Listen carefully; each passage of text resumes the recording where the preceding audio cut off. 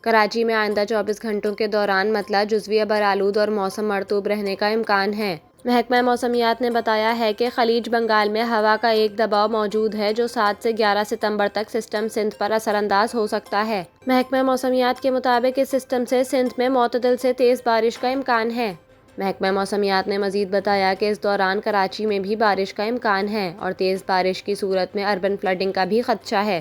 محکمہ موسمیات کے مطابق آج بھی شہر میں صبح اور رات میں بوندا باندی کا امکان ہے۔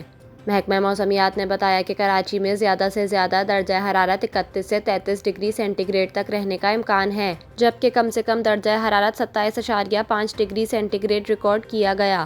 محکمہ موسمیات کے مطابق شہر کی ہوا میں نمی کا تناسب 78% ہے۔ محکمہ موسمیات نے مزید بتایا کہ کراچی میں سمندری ہوائیں 15 کلومیٹر فی گھنٹے کی رفتار سے چل رہی ہیں۔